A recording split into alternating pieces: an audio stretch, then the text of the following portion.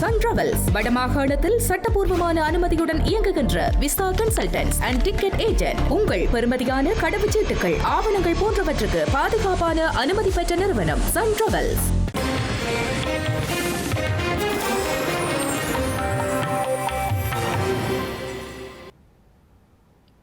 வணக்கம். இது ஐபிசி தமிழின் காலை நேர பிரதான செய்திகள். முதலில் தலைப்புச் செய்திகள். நீதிமன்றில் மீண்டும் முன்னிலைப்படுத்தப்பட்ட அர்ஜுனா துப்பாக்கியை காட்டி அச்சுறுத்திய வழக்கில் நடவடிக்கை. இலங்கையில் அவசர கால நிலை மேலும் நீடிப்பு, அதிவிசேட வர்த்தமானியம் வெளியீடு. $2.5 மில்லியன் ஊடுருவல் விவகாரம், நிதி அமைச்சின் உயர் அதிகாரிகள் விசாரணைக்கு அழைப்பு. போதைப்பொருள் பயன்படுத்திய பிக்குகள், மகா சங்கத்தினருடன் கலந்துரையாடிய அனுர. தையட்டி காணியன வீடு நிறுத்தப்பட்டமைக்கு மக்களே காரணம், குற்றம் சுமத்திய அரசு அதிகாரிகள்.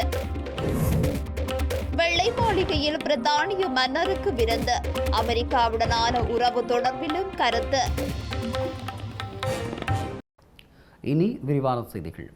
யாழ்ப்பாணம் இளவாலை பெரிய விளான் பகுதியில் கைத்துப்பாக்கியை காட்டி அச்சுறுத்திய சம்பவம் தொடர்பில் கைது செய்யப்பட்டு விளக்கமறையில் வைக்கப்பட்டுள்ள நாடாளுமன்ற உறுப்பினர் ராமநாதன் அர்ச்சனா மல்லாகம் நீதவான் நீதிமன்றில் முன்னிலைப்படுத்தப்பட்டுள்ளார்.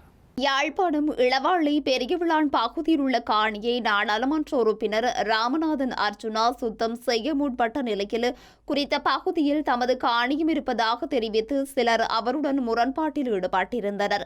வாய் தர்க்கம் முற்றிய நிலையில் நாடாளுமன்ற உறுப்பினர் தமது கைத்துப்பாக்கியை காட்டி மிரட்டியமை தொடர்பிலான காணொளிகள் சமூக வலைதளங்களில் பகிரப்பட்டது. இதனையடுத்து கைத்துப்பாக்கியை காட்டி மிரட்டிய சம்பவம் தொடர்பில் இளவாளை காவல்துறையினரால் கைது செய்யப்பட்ட அர்ஜுனா மல்லாகம் நீதவான் நீதிமன்றில் முன்னிலைப்படுத்தப்பட்ட நிலையில் இன்று வரை விளக்க மறியலில் வைக்கப்பட்டிருந்தார். இந்த நிலையில் அவர் மீண்டும் நீதிமன்றத்தில் முன்னிலைப்படுத்தப்பட்டுள்ளார். இதேவேளை குறித்த சம்பவத்துடன் தொடர்புடைய குற்றச்சாட்டில் கைது செய்யப்பட்ட பெண்ணும் இன்று நீதிமன்றில் முன்னிலைப்படுத்தப்படவுள்ளார். ஸ்ரீலங்கா ஜனாதிபதியினால் பிரகடனப்படுத்தப்பட்டிருந்த பொது அவசரகால நிலை மேலும் 1 மாத காலத்திற்கு நீடிக்கப்பட்டுள்ளது. இது தொடர்பிலான வர்த்தமானி அறிவித்தல் ஜனாதிபதியின் செயலாளர் கலாநிதி NS குமரநாயக்கவினால் வெளியிடப்பட்டுள்ளது. இலங்கையில் டிட்வா புயலினால் ஏற்பட்டு அனர்த்த நிலைமையை கருத்தில் கொண்டு பொது பாதுகாப்பு மற்றும் நாட்டின் இயல்பு நிலையை பேணுதல், பொதுமக்களின் வாழ்க்கைக்கு அத்தியாவசியமான வழங்கல்கள் மற்றும் சேவைகளை தடையின்றி முன்னெடுத்துச் செல்லுதல் என்பவற்றை குறிக்கோளாக கொண்டு இந்த அவசர கால நிலை நீடிக்கப்பட்டுள்ளது. இதேவேளை எந்தவொரு அரச கூட்டுத்தாபனம், அரச திணைக்களம், உள்ளூராட்சி நிறுவனம் அல்லது கூட்டுறவு சங்கங்களினால் வழங்கப்படும் சேவைகளை அத்தியாவசிய சேவைகளாக பிரகடனப்படுத்தும் வர்த்தமானி அறிவித்தல் என மீண்டும் நீடிக்க நடவடிக்கை எடுக்கப்பட்டுள்ளது. இதற்கமைய மின்சார விநியோகம் தொடர்பான அனைத்து சேவைகள், எரிபொருள் மற்றும் எரிவாயு விநியோகம், சுகாதார சேவையுடன் தொடர்புடைய அனைத்து சேவைகள் மற்றும் பொது போக்குவரத்து சேவைகள் உள்ளிட்ட பல துறைகளையும் அத்தியாவசிய சேவைகளாக உள்ளடக்கி வெளியிடப்பட்டிருந்த வர்த்தமானி அறிவித்தல் மேலும் நீடிக்கப்பட்டுள்ளமை குறிப்பிடத்தக்கது. ஸ்ரீலங்கா திரைசேரிக்கு சொந்தமான $2.5 மில்லியன் அமெரிக்க நிதி இணைய ஊடுருவல் மூலமாக காணாமல் போனவை தொடர்பில் விசாரணை செய்வதற்காக நீதி அமைச்சின் உயர் அதிகாரிகள் மற்றும் மத்திய வங்கி ஆளுநருக்கு அழைப்பு விடுக்கப்பட்டுள்ளது. திரைசேரியின் செயலாளர் ஹர்சன சூரிய பெரும உள்ளிட்ட நிதி அமைச்சர் உயர் அதிகாரிகள் மற்றும் மத்திய வங்கியின் ஆளுநர் ஆகியோர் எதிர்வரும் ஏப்ரல் மாதம் 30 வியாழக்கிழமை பிற்பகல் 2 மணிக்கு அரசாங்க நிதி பற்றிய குழு முன்னிலையில் முன்னிலையாகுமாறு அறிவித்தல் விடுக்கப்பட்டுள்ளது. ஸ்ரீலங்கா அரசாங்க நிதி பற்றிய குழுவின் தலைவர் கலாநிதி ஹர்ஷடி சில்வா இந்த அறிவிப்பை விடுத்துள்ளார். ஆஸ்திரேலியாவில் உள்ள கடன் வழங்குனருக்கு செலுத்த வேண்டிய $2.5 பில்லியன் அமெரிக்க இணைய ஊடுருவல் மூலம் மோசடி செய்யப்பட்டமை மற்றும் அதன் பாதுகாப்பு தன்மைகளை குறித்து இதன் போது விரிவாக ஆராயப்படவுள்ளது. இந்த விவகாரம் தொடர்பில் ஏற்கனவே குற்றப்புலனாய்வு திணைக்களம் விசாரணைகளை முன்னெடுத்து வருகின்றனர். இந்த நிலையில் $2.5 பில்லியன் இணைய ஊடுருவல் மூலம் மோசடி செய்யப்பட்டமை தொடர்பில் குற்றப்புலனாய்வு திணைக்களம் நேற்று முதன்முறையாக நீதிமன்றில் விடயங்களை அறிக்கையிட்டுள்ளது. மின்னஞ்சல் கட்டமைப்பை பராமரிக்கும் நிறுவனம் இதுகுறித்து முன்னரே எச்சரிக்கை விடுத்திருந்த போதிலும் எந்தவிதமான மேலதிக தேடுதல்களும் முறைப்பாடுமின்றி இந்த நிதி விடுவிக்கப்பட்டுள்ளதாகவும் நீதிமன்றம் தெரிவித்துள்ளது. இதற்கமைய அரசு கடன் மேலாண்மை அலுவலகத்தைச் சேர்ந்த 5 அதிகாரிகளுக்கு கோட்டை நீதவான் நீதிமன்றம் வெளிநாட்டு பயணத்தடையை விதித்தது. விசாரணை குறித்து கோட்டை நீதவான் இசுரு நெத்திக்குமாரவிடம் விடயங்களை முன்வைத்த குற்ற புலனாய்வு பிரிவு அதிகாரி, இது மிகவும் உணர்வுபூர்வமான மற்றும் நுணுக்கமான விசாரணை என்பதால் சமர்ப்பிக்கப்பட்ட 27 பக்க அறிக்கையை நீதிமன்ற பதிவாளரின் பாதுகாப்பு பெட்டகத்தில் வைக்குமாறும் கோரியுள்ளார். இதனையடுத்து இலங்கை கனடி அவசர தயார்நிலை ஒன்றியம், அரசு ரசாயன பகுப்பாய்வாளர் மற்றும் கொழும்பு பல்கலைக்கழக கரணி கற்கைகள் பீட பிரதிநிதிகளை உள்ளடக்கிய தொழில்நுட்ப குழு ஒன்றை நியமிக்குமாறும் நீதிமன்றம் உத்தரவிட்டதுடன் வழக்கு ஜூன் மாதம் 3ஆம் தேதி மீண்டும் விசாரணைக்காக எடுத்துக் கொள்ளப்படவுள்ளது. யாழ்ப்பாணம் தையட்டியில் காணி அளவீட்டு பணிகளுக்கு காணி உரிமையாளர்கள் ஒத்துழைப்பு வழங்காமையினாலேயே அளவீட்டு பணிகள் கைவிடப்பட்டதாக அதிகாரிகள் குற்றம் சுமத்தியுள்ளனர். யாழ்ப்பாணம் தையிட்டி சட்டவிரோத விகாரை அமைந்துள்ள காணிகளின் அளவீட்டு பணிகள் நேற்றைய தினம் முன்னெடுக்கப்பட இருந்தது. இதன்போது காணி உரிமையாளர்கள் காணிகளை விடுவிக்கும் நோக்குடனேயே அளக்கிறோம் என எழுத்தில் உறுதிமொழி வழங்க வேண்டும் என அதிகாரிகளிடம் கோரியிருந்தனர். இவ்வாறான உறுதிமொழிகளை அதிகாரிகளாக தாம் கையெழுத்தில் வழங்க முடியாது என்றும் அதற்கான அதிகாரங்கள் தம்மிடம் இல்லை என்றும் கூறியுள்ளனர். நீண்ட இழுபறையின் பின்னர் காணி அளவீட்டு பணிகளுக்காக காத்திருந்து நில அளவை திணைக்களம், தொல்லியல் திணைக்களம், புத்த சாசன அமைச்சின் அதிகாரிகள், மாவட்ட செயலாளர், பிரதேச செயலாளர் உள்ளிட்ட 7 தரப்பினரும் ஒரு கடிதத்தில் ஒப்பம் வைத்து கையெழுத்திட்டனர். அதிலும் திருத்தங்கள் தேவை என கூறி மறுபடியும் ஒரு கடிதம் எழுதி அதிலும் திருத்தங்கள் சொல்லி 3வது கடிதத்தினையும் ஏற்றுக்கொண்டனர். எனினும் அதை ஒரு திணைக்களத்தின் கடித தலைப்பில் எழுதி அதற்கு கீழ் 7 அதிகாரிகளும் கையெழுத்து வைக்க வேண்டும் என காணி உரிமையாளர்கள் கோரியுள்ளனர். தாங்கள் 7 அதிகாரிகளும் வெவ்வேறு திணைக்களத்திற்கு உரியவர்கள் என்றும் ஒரு திணைக்களத்தின் கடித தலைப்பின் கீழ் 7 பேரும் ஒப்பமிட முடியாது என்றும் குறித்த அதிகாரிகள் தெரிவித்துள்ளனர். அதிகாரிகளாக எழுத்து மூல உறுதிமொழி வழங்கும் அதிகாரமே தமக்கு இல்லாத போதிலும் ஒரு பொதுவான கடிதத்தில் உறுதிமொழி தந்தும் அதனை ஏற்க முடியாது விட்டால் அளவீட்டு பணிகளை கைவிடுவோம் என கூறி காணி அளவீட்டு பணிகளை கைவிட்டதாக அதிகாரிகள் கூறியுள்ளனர். கொழும்பு மெகசின் சிறைச்சாலையில் கைதி ஒருவர் உயிரிழந்த சம்பவம் தொடர்பாக மேலும் 2 சந்தேக நபர்கள் கைது செய்யப்பட்டுள்ளனர். கொழும்பு தெற்கு பிரிவு குற்றப்புலனாய்வு பணியகத்தின் அதிகாரிகள் குழுவினால் சம்பவத்துடன் தொடர்புடையவர்கள் மேலும் 2 சிறை காவலர்கள் கைது செய்யப்பட்டு பொரளை காவல் நிலையத்தில் ஒப்படைக்கப்பட்டுள்ளனர்.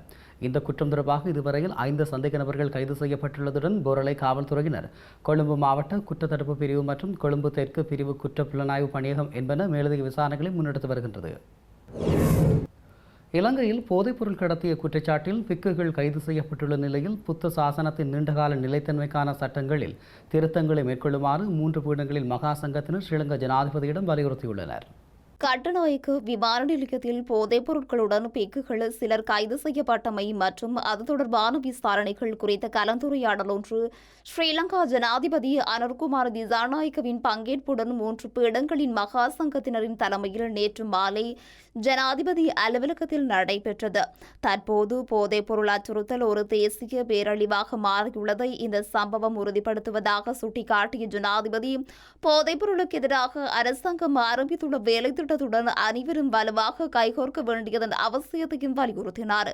நாட்டை பொருளாதார மற்றும் சமூக ரீதியாக புதிய மாற்றத்தை நோக்கி இட்டுச் செல்லும் பயணத்தில் பௌத்த சாசனத்தையும் அதனுடன் கட்டியெழுப்பப்பட்டுள்ள விழுமியங்களையும் பாதுகாப்பதற்கு முன்னுரிமை அளித்து செயற்படுவதே அரசாங்கத்தின் நோக்கம் என்றும் ஜனாதிபதி மேலும் தெரிவித்துள்ளார். முழு சமூகத்தையும் அதிர்ச்சிக்குள்ளாக இந்த சம்பவம் தொடர்பான விசாரணைகள் மற்றும் தற்போதைய நிலை குறித்து காவல்துறை அதிபர் இதன்போது விளக்கம் அளித்தார். இந்த சம்பவம் குறித்து மகாநாயக்க தேரர்கள் ஏற்கனவே ஒரு அறிக்கையை வெளியிட்டுள்ள நிலையில் அதனை முழு பிக்கு சமூகத்தின் செய்தியாக கருதி செயற்படுமாறு மகா சங்கத்தினர் அரசாங்கத்திடமும் பொதுமக்களிடமும் கோரிக்கை விடுத்தனர். அதேபோல் தற்போதைய சவால்களுக்கு மத்தியில் பிக்கு சமூகத்தை பாதுகாப்பது பிக்குகளால் மட்டுமே மேற்கொள்ளக்கூடிய ஒன்றல்ல என்றும் அதற்கு அரசாங்கத்தின் ஒத்துழைப்பு அவசியம் என்றும் அவர்கள் சுட்டிக்காட்டியுள்ளனர். புத்த சாசனத்தின் நீண்டகால நிலைத்தன்மைக்காக எடுக்கப்பட வேண்டிய நடவடிக்கைகள், விகாரைகள் மற்றும் தேவாலயங்கள் தொடர்பான சட்டங்களில் மேற்கொள்ள வேண்டிய திருத்தங்கள் மற்றும் சட்ட ரீதியான மாற்றங்கள் குறித்தும் இதன்போது விரிவாக கலந்துரையாடப்பட்டது. இதேவேளை போதைப் பொருட்களுடன் கட்டுநாயக்க விமான நிலையத்தில் கைது செய்யப்பட்ட 22 பிக்குகளில் 19 பேர் போதைப்பொருள் பயன்படுத்தியுள்ளமை சட்ட வைத்திய அதிகாரியின் சோதனையில் தெரியவந்துள்ளது. தாய்லாந்துக்கு சுற்றுலா பயணம் மேற்கொண்டுவிட்டு கடந்த ஏப்ரல் மாதம் 25ஆம் தேதி நாடு திரும்பிய 22 பிக்குகள் போதைப் பொருட்களுடன் விமான நிலையத்தில் வைத்து கைது செய்யப்பட்டனர். குறித்த பிக்குகள் காவல்துறை போதைப் பொருள் தடுப்பு பிரிவினரால் தடுத்து வைக்கப்பட்டு விசாரணைக்கு உட்படுத்தப்பட்ட நிலையில் நேற்று சட்ட வைத்திய அதிகாரியிடம் முன்னிலைப்படுத்தப்பட்டனர். இதன்போது அவர்களில் 19 பேர் கஞ்சா போதைப் பொருள் பயன்படுத்தியுள்ளமை உறுதி செய்யப்பட்டுள்ளது. ஜம்புரலிய பகுதியில் உள்ள விகாரி ஒன்றைச் சேர்ந்த 3 பிக்குகள் மாத்திரம் இதற்கு முன்னர் தாய்லாந்திற்கு சென்றுள்ளதாகவும் அப்போது அவர்களுடன் இணைந்து 12 பிக்குகள் பயணத்தில் பங்கேற்றிருந்ததாகவும் விசாரணைகளில் தெரிய வந்துள்ளது. இதன்போது கொண்டு வரப்பட்டதாக கூறப்படும் போதைப் பொருட்கள் அத்துருக்கிரிய பகுதியில் உள்ள வீடொன்றில் மறைத்து வைக்கப்பட்டிருந்த நிலையில் வீட்டின் உரிமையாளரும் கைது செய்யப்பட்டுள்ளார். இந்த நிலையில் எதிர்வரும் மே மாதம் மேலும் 40 பிக்குகள் தாய்லாந்திற்கு அழைத்துச் செல்ல இவர்கள் திட்டமிட்டிருந்தமையும் வெளிச்சத்திற்கு வந்துள்ளது. இந்த கடத்தல் தொழிலை இலங்கையில் உள்ள வர்த்தகர்கள் போன்றே தோற்றமளிக்கும் இருவர் பின்னணியில் வழிநடத்துவதும் அவர்களில் ஒருவர் ஹாஜி என அழைக்கப்படுவதும் விசாரணைகளில் கண்டறியப்பட்டுள்ளது. சிவனொளி பாதமலை உள்ளிட்ட சுற்றுலா பயணிகளை ஈர்க்கக்கூடிய பல இடங்களில் கேபிள் கார் எனப்படும் கம்பிடை மகிழுந்து திட்டங்களை ஆரம்பிப்பது தொடர்பாக கவனம் செலுத்தப்பட்டுள்ளது. ஸ்ரீலங்கா வெளிநாட்டல்வர்கள் வெளிநாட்டு வேலைவாய்ப்பு மற்றும் சுற்றுலா அமைச்சர் விஜித ஹேரத்தின் தலைமையில் ஜனாதிபதி செயலகத்தில் நடைபெற்ற சுற்றுலா செயலர் கூட்டத்தில் இது தொடர்பாக கவனம் செலுத்தப்பட்டுள்ளது. சிவனொளி பாதமலையை மையப்படுத்தி கேபிள் கார் எனப்படும் கம்பிவட மகிழுந்து திட்டம் ஒன்றை ஆரம்பிக்குமாறு நீண்ட காலமாக பல்வேறு தரப்பினர் கோரிக்கைகளை முன்வைத்துள்ளதாகவும் அதற்கு மேலதிகமாக கிகிலியாமான எல்லோ உள்ளிட்ட மேலும் சில சுற்றுலா தலங்களும் இவ்வாறான திட்டங்களை ஆரம்பிக்கக்கூடிய இடங்களாக இனம் காணப்பட்டுள்ளதாகவும் இங்கு குறிப்பிடப்பட்டுள்ளது. குறித்த இடங்களில் கேபிள் கார் எனப்படும் கம்பிவட மகிழுந்து திட்டத்தை ஆரம்பிப்பது குறித்த சாத்தியக்கூறுகளை மேற்கொள்வதற்கும் அதற்கு தேவையான ஆரம்பகட்ட அனுமதிகளை பெற்றுக்கொள்வது தொடர்பாகவும் அவதானம் செலுத்தப்பட்டது. அத்துடன் மே மாதம் 25ஆம் தேதி முதல் 40 நாடுகளுக்கு இலவச நுழைவு விசைவு வசதியை வழங்குவது குறித்தும் இங்கு கலந்துரையாடப்பட்டது. இந்த வசதியை வழங்குவதன் மூலம் சுற்றுலா பயணிகளின் வருகை அதிகரிக்க முடியும் என எதிர்பார்க்கப்படுகிறது. யாழ உள்ளிட்ட 19 வனவிலங்குகள் சரணாலயங்களில் சுகாதார வசதிகளை மேம்படுத்துவதற்காக வன ஜீவராசிகள் திணைக்களம் முன்னெடுத்து வரும் வேலை திட்டங்களின் முன்னேற்றம் குறித்தும் இங்கு கவனம் செலுத்தப்பட்டது. அதற்கான வேலை திட்டம் தற்போது ஆரம்பிக்கப்பட்டுள்ளதாகவும் அந்த இடங்கள் அனைத்திலும் உள்ள மலசல கூடங்கள் உள்ளிட்ட சுகாதார வசதிகளின் பராமரிப்பு பணிகள் தனியார் நிறுவனம் ஒன்றில் ஒப்படைக்கப்பட்டுள்ளதாகவும் இங்கு குறிப்பிடப்பட்டுள்ளது. அந்த இடங்களில் புதிய மலசல கூடங்களை நிர்மாணிப்பது குறித்தும் கவனம் செலுத்தப்பட்டது. கொள்ளப்பட்டியிலிருந்து கடற்கரை வீதி ஊடாக சுற்றுலா பயணிகளை கவரக்கூடிய வகையில் சுற்றுலா வலயம் ஒன்றை நிறுவுவது குறித்தும் இதன்போது கலந்துரையாடப்பட்டது. இந்த வேலை திட்டத்தின் மூலம் சுமார் 2000 முதல் 3000 வரையிலான சுற்றுலா பயணிகளை ஈர்க்க முடியும் எனவும் எதிர்பார்க்கப்படுகிறது. மன்னார் மாவட்டத்தின் வரலாற்று புகழ்பெற்ற சுற்றுலா தலமான ஒல்லாந்தர் கோட்டையின் புனரமைப்பு பணிகள் தொடர்பில் ஆராயப்பட்டுள்ளது. மன்னார் ஒல்லாந்தர் கோட்டையின் தற்போதைய நிலைமைகள் மற்றும் அதன் புனரமைப்பு தேவைகள் குறித்து ஆராயும் வகையில் வடமாகாண சுற்றுலா பணியகத்தின் தலைவர் மற்றும் தேசிய மக்கள் சக்தியின் பிரதிநிதிகள் நேற்று நேரடி பயணம் ஒன்றினை மேற்கொண்டனர். இதன்போது கோட்டையின் வரலாற்று முக்கியத்துவம் வாய்ந்த பகுதிகள் சிதைவடைந்து வருவதையும் சுற்றுலா பயணிகளை கவரும் வகையில் அடிப்படை வசதிகள் மேம்படுத்தப்பட வேண்டியதன் அவசியத்தையும் அதிகாரிகள் சுட்டிக்காட்டினர். கோட்டையின் தொன்மை சிதைக்காமல் பாதுகாப்பதற்கான நவீன சுற்றுலா தரத்திற்கு ஏற்ப இதனை எவ்வாறு மாற்றியமைக்கலாம் என்பது குறித்து விரிவாக கலந்துரையாடப்பட்டது. மன்னார் மாவட்டத்தின் பொருளாதார வளர்ச்சியை மேம்படுத்த இவ்வாறான வரலாற்று தலங்களை முறையாக பராமரிப்பதன் மூலம் வேலைவாய்ப்புகளை உருவாக்க முடியும் என இதன்போது வலியுறுத்தப்பட்டது. அவர்கள் கோட்டையின் ஒவ்வொரு பகுதியையும் பார்வையிட்டதுடன் அங்கு மேற்கொள்ளப்பட வேண்டிய அவசர திருத்த பணிகள் குறித்து கேட்டறிந்தார்.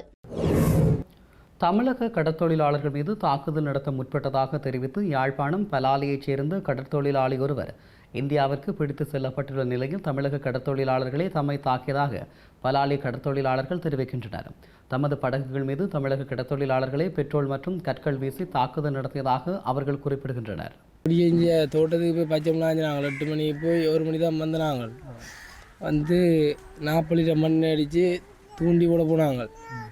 எங்களோட துறைகளுக்கு தொண்டமார்களுக்கு நேராக 14 கிலோமீட்டர்லாம் போனாங்க. அங்கே போக தூண்டி அடிச்சிட்டு மீன் அடிக்க இவர்கிட்ட எங்களோட தூண்டியில் ஒரு மீன் தான் அடித்தது. இவரை போட்டு பக்கத்தில் நின்றது. நான் சாப்பாடு ஒன்று வாங்கிட்டு நான் கொட்டுப்பட்டுட்டு ஒரு போட்டு ஒரு வீட்டில் போனாங்க சாப்பாடு அங்கிட்டு போட்டு அப்போ சாப்பாடு வேண்ட வீட்டில் கேட்க வேண்டு கூட டப்புண்டு எனக்கு கத்தியால் ஊற்றி வேணும் அதெல்லாம் முதல் தாக்கி வேணும் பெட்ரோல் குண்டால் எரிஞ்ச வேணும் இது நாங்கள் டப்புண்டு மாமா பொரியலண்டவன் என்ன அவங்களுக்கு மாமா டப்புண்டு பாஞ்சு அவங்ககிட்ட நான் சின்ன பிள்ளை விடுங்கோண்ட மாமா டப்புண்டு கட்டி போட்டு மாமா அடியடின்னு அடித்து நான் மாமாவோட நான் திருப்பி மாமாவுக்கு வந்து எனக்கு மண்டை வண்டி அடிச்ச வேணும் நான் சாப்பாடு தான் போடுவாங்க அவர்கிட்ட இந்த கடை ஒன்று மடுக்க ஒன்று போயில அவர்கிட்ட போவங்களுக்கு சரியான அடியும் அதுக்கு காலில் அமைஞ்ச காலெல்லாம் கொத்து காயம் இந்த மண்டை நாரியெல்லாம் கண்டல் காயம் ஒன்றுக்கு நாங்களாக போயில எல்லாரும் எங்களுக்கு தாக்கினோம் அதுக்கு பேர் நாங்கள் சிதான்றாங்க சமாளித்து கொண்டு சாப்பாடு இன்ஜின் எழுத்துண்டு மாமா கொண்டு விடணும் கிடைக்கி போட்டெல்லாம் முடிஞ்சிட்டேன்ட்டு அவர் அடிச்சு போட்டுக்கெல்லாம் முடிச்சு போட்டுலாம் நொறுங்கிட்டு